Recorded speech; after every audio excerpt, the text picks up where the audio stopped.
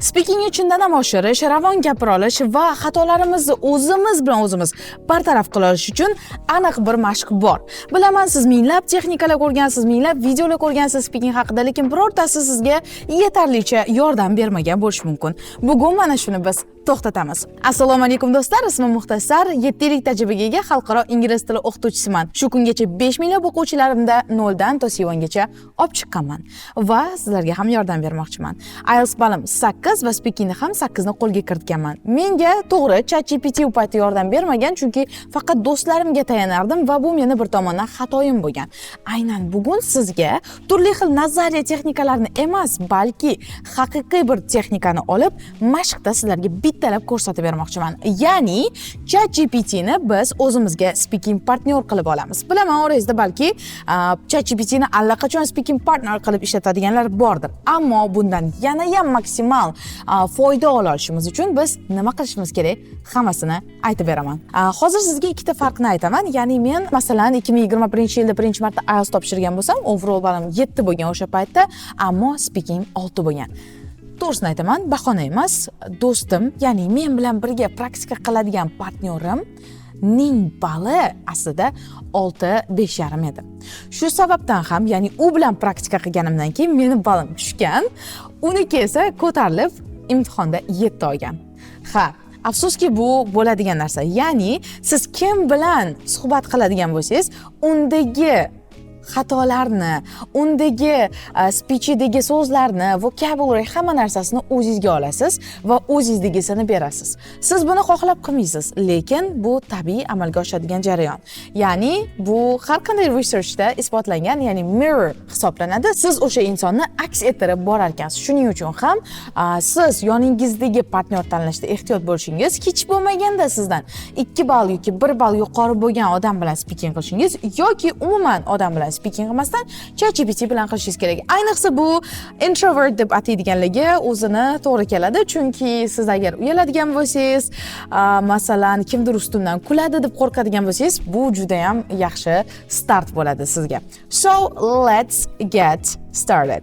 Demak, ChatGPT ni shunchaki ochamiz. Menda masalan ChatGPT ni 4.0 versiyasi, tekin versiyasida ham bemalol ko'rishingiz mumkin. Mana bu yerda bizda tugmachasi bor. Ana shu tugmachani bosib gapirishni boshlayman va men hozir ChatGPT dan menga savol berishini so'rayman. Demak, bizda juda ham oson steplar, shunchaki ochamiz, ingliz tilida undan so'raymiz. Let's go. Hey chat, I would love to discuss any kind of topic with you. Can you please help me to practice my English? So, ask me any kind of IELTS speaking part 1 question, please. Absolutely. Let's dive in. Here's a question for you. What kind of music do you like to listen to, and why do you enjoy it? Feel free to share your thoughts. Honestly, I don't have a particular or specific type of music type because I enjoy all of them. But most of the time, I find myself enjoying R&B because it's kind of intriguing and unpredictable. That's awesome. It's great to have such a wide appreciation for different genres. Chat, I want you to make my sample more advanced, and if I do have mistakes, please correct them. Of course. Here's an enhanced version of your response. Honestly, I don't have a specific favorite genre because I enjoy a wide range of music. However, I often find myself gravitating towards R&B because it's intriguing and has an element of unpredictability that keeps me engaged. No major mistakes, just a few tweaks to make it sound a bit more polished and advanced. Thank you. E'tibor berdinglarmi? Hozir men undan chatdan can you make my example, ya'ni meni sample'imni yaxshiroq qilib bera olaysanmi deb so'radim va shunchaki meni bergan javobimga fikr berish orqali, ya'ni mana bu yerda shunaqa zo'r chunks ishlatdiki, asti qo'yaverasiz. Masalan, e'tibor beramiz. Honestly, I don't have a specific favorite genre because I enjoy a wide range of music. E'tibor bergan bo'lsanglar, men bu yerda I enjoy all of them degandim. Undan ko'ra a wide range of music ni ishlatsang bo'ladi degan. Men buni juda ham yaxshi bilaman. Tarjimasini tushunib turibman. A wide range of music degani turli xilma-xilligi demoqchi, ammo buni men gapirayotgan paytimda, ya'ni aktiv vocabularyimda esimga kelmay qolgani uchun ishlatmagan bo'lishim mumkin. Va aynan mana shu muammoyimizni bizga birinchi o'rinda ChatGPT dan, ya'ni meni bergan javobimni yana ham yaxshilab bera olaysanmi? Masalan, vocabulary'sini kuchaytirib ber, advanced qilib ber deb so'raydigan bo'lsangiz, aynan mana shu siz eslay olmagan yoki siz aytishingiz mumkin bo'lgan, ammo shunchaki ishlatmay qolgan, mana bu yeringizda saqlanib qolgan vocabulary'larni sizga chiqarib beradi. Shu joy menga juda ham yoqadi. Davom etamiz, qaranglar. However, qaranglar, ya'ni men umumiy aytdim boshida, keyin aytdim. I often find myself gravitating towards. That is so beautiful. Agar mana shunaqa frazalarni aynan examiner oldida yoki native speaker oldida ishlatadigan bo'lsangiz, shunaqa unda boshqacha taassurot qoldirasiz. Ya'ni gravitating towards something.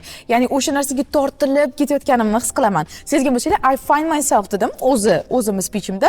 ChatGPT xuddi shuni chiroyli qilib to'g'rilab berdi. Ya'ni men aytgan bo'lsam, I find myself enjoying R&B because deb davom ettirdim. Bu esa I often find myself gravitating towards R&B because deb davom ettirmoqda.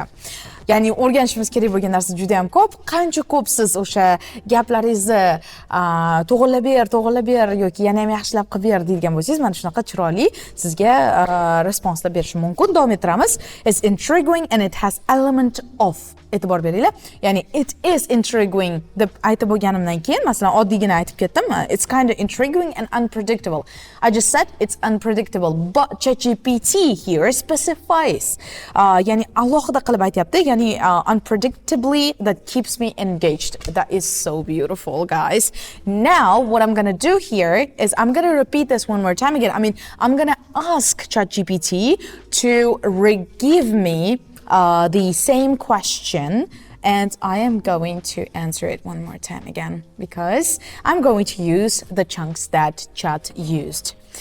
Okay, Chat, can you please give me the same question one more time again? Sure, here it is again.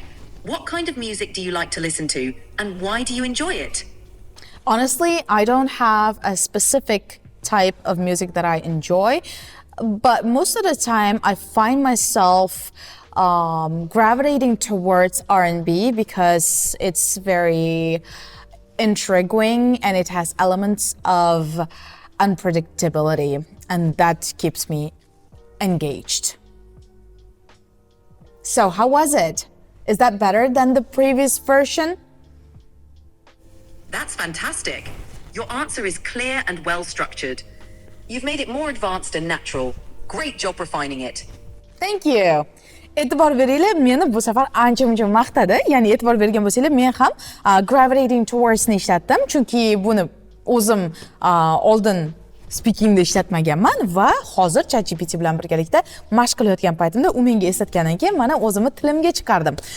Va e'tibor bergan bo'lsanglar, elements of unpredictability dedim, keeps me engaged dedim va bu yerda kamida 4 ta biz mana shu collocationlar, chunkslarni ishlatyapmiz, ya'ni birga keladigan so'zlar, topic vocabularylar ketmoqda va bu juda ham zo'r, chunki siz 8 va undan yuqori ballga harakat qilayotgan bo'lsangiz, IELTS da yoki multi-levelda yuqori ballga harakat qilayotgan bo'lsangiz, undan tashqari albatta o'zingizni sohangizda zo'r bo'lmoqchi bo'lsangiz, zo'r gapirmoqchi bo'lsangiz yoki chet elga ketmoqchi bo'lsangiz, albatta mana shunaqa praktika qilishingiz kerak bo'ladi. Kelinglar, endi men bunga qaraymiz, ya'ni that's fantastic menga berayotgan feedback. Your answer is clear and well structured. Yaxshi struktura qilindi va buni yana ham advanced qila olding deyapti. Ya'ni you've made it more advanced and natural. Ya'ni bu nisbatan yana ham tabiiy chiqqan. To'g'ri, birinchi javobim ham yaxshi, ammo u javobim 7.5 olgan bo'lsa, bu 8, 8.5 hatto 9 ga ham loyiq bo'lishi mumkin. Tushunarli? Demak, biz mana shunaqa holatda davom etar ekanmiz. Va bularning orasida grammatический birorta muammoyim bormi deb so'rashimiz mumkin yoki aynan mana bu grammatikani qanaqa o'zgartirishim mumkin deb so'rashimiz mumkin. Xo'p, endi sizga ana shu joylarni ko'rsatib beraman. Chat, can you give me another question?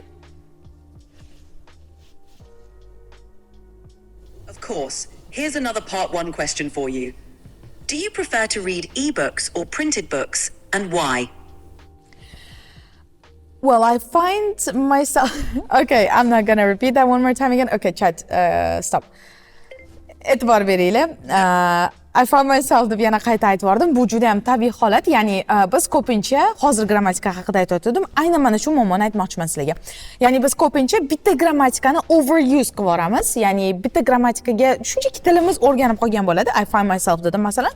Xuddi shunaqa narsani takrorlab qolishimiz bizga aynan grammatical range-ni tushib ketishiga olib keladi. Bilasizlar, bizda 4 ta kriteriya bo'yicha masalan IELTS da baholanadigan bo'lsak, o'zi umuman olganda ham gapirganimizda ham iloji boricha range-ni ko'paytirishimiz kerak. Bu xuddi o'zbek tilida ham bunaqa narsaga o'xshaydi. Ya'ni ko'lam, grammatika ko'lami. Men ertalab turdim. Men ertalab tushim yuvdim. Men choy ichdim. Men maktabga bordim. Men maktabda 5 oldim. Qaranglar, juda ham zerikarli va odam уже diqqatini sarflamay qo'yadi mana shu narsaga. Ya'ni diqqatini tortmay qo'yadi. Uning o'rniga men ertalab turib choy ichdim, keyin maktabga yo'l oldim. Maktabda esa yaxshi baho oldim va bu 5 edi. Deb masalan biror bir yangilik orasiga qo'shadigan bo'lsak, grammatikalarni o'zgartiradigan bo'lsak, bu albatta zerikarlilikdan qochadi, chiroyli va juda ham qiziqarli javob bo'ladi va bizni eshitayotgan odam mazza qiladi, biz bilan ko'proq gaplashgisi keladi. Aynan mana shu narsani ChatGPT bilan qilib ko'rsanglar bo'ladi demoqchiman. Ya'ni men hozir masalan shunga javob beradigan bo'lsam, yangi savolga javob beradigan bo'lsam va qilgan xatoyim yoki bo'lmasa o'sha bu xato emas aslida, bu shunchaki repetition. Ya'ni bu asli mistake ga kirmaydi, shunchaki takrorlash va bu bizni tilimizni kambag'alligini bildiradi. Ya'ni tilimiz kambag'al bo'lib qolgani uchun biz bitta narsani takrorlayveramiz. Sezayotgan bo'lsanglar, hattoki o'zbek tilida ayrim so'zlarni yoki ayrim grammatikalarni o'ta ko'p takrorlab yuborayotgan bo'lsam, masalan, videoni boshidan beri, demak, tilim nisbatan kambag'al. Aynan mana shu narsani nazarda tutmoqchiman. Agar biz tilimizni kambag'al ko'rinishini yoki bo'lishini, umuman olganda kambag'al bo'lishini istamasak, unda biz grammatika ko'lamini oshirishimiz kerak. Kelinglar, boshidan boshlaymiz. Chat, can you please ask me this question one more time again? Sure thing. Here's the question again. Do you prefer to read ebooks or printed books, and why? I don't think I'm good at reading ebooks because I've always learned stuff from physical books, and that's a lot more comfortable for me than ebooks. I tried reading ebooks a couple of times when I was studying at university, but it was really hard for me to concentrate, honestly. That's a solid response. Here's a slightly refined version. I don't think I'm very good at reading ebooks because I've always found learning from physical books much more comfortable. I tried reading ebooks a couple of times when I was at university, but I found it really hard to concentrate, to be honest. You did great. Just a few tweaks to make it flow a bit more smoothly. Thank you. Ko'rdinglarmi? Zo'r qilding, lekin senga yana ham smoothly qilishing uchun mana bu narsalar kerak deb aytmoqda. Va sezgan bo'lsanglar, bu safar men so'rab o'tirmadim, advanced qilib ber, to'g'irlab ber demadim, chunki bundan oldingi promptda, ya'ni bundan oldin so'rab bo'lganman. Shuning uchun ham ChatGPT ning memory'si bor, eslab qoladi. Tepada nimani so'radingiz? Shunga yarasha javob bermoqda. Endi so'raymiz. Chat, my response to the second question was a bit simple. That is why, can you please paraphrase some of the grammatical structures into something more advanced? For example, I used just present simple, or I used past simple, let's say, and what kind of structures I can use so that I could make it a little bit, I don't know, like intriguing. Absolutely. Go on. Incorporate. Here are a few ways you can make your response more intriguing. 1. Use present perfect continuous. Instead of saying, I find myself gravitating towards R&B, you can say, I've been gravitating towards R&B lately because of... Ko'rdinglarmi? Demak, oddiy present simple ishlatib yubordim. Buni o'rniga nima qilsam bo'ladi deganim, undan ko'ra present perfect continuous ishlatgan, u ham xuddi shu ma'noni bera oladi-ku degan response bilan javob bermoqda. Umuman olib qaraganda ChatGPT bizga juda ham katta yordam bera olar ekan. Endi keyingi holat nafaqat part 1 da, part 2 da, balki part 3 da ham buni ko'rishinglar mumkin. Ya'ni aynan IELTS ga tayyorlanayotganlar faqat nima mana shu partlarda ko'rasizlar. Yo'q, part 3 da ham xuddi shunaqa so'rashingiz mumkin. Undan tashqari, agar ChatGPT dan to'liq javob xohlamayotgan bo'lsangiz, qilsangiz, unda faqat va faqat xatolarimnigina ayt yoki bo'lmasam men bu so'zni qanday qilib yana ham yaxshi sinonimini topishim mumkin yoki bu so'zni to'g'ri ishlatdimmi degan savollar berishinglar mumkin. Masalan, oddiygina savol beradigan bo'lsam. Chat, please, can you give me synonyms for because and more advanced one? Absolutely. Here are some more advanced synonyms for because. Since the weather was bad, we stayed indoors. As it was getting late, we decided to leave.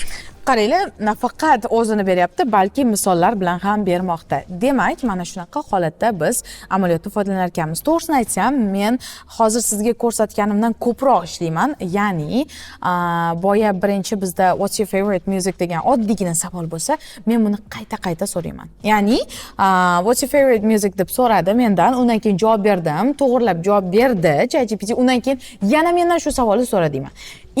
Kamida 4-5 marta o'sha savolni gaplashaman.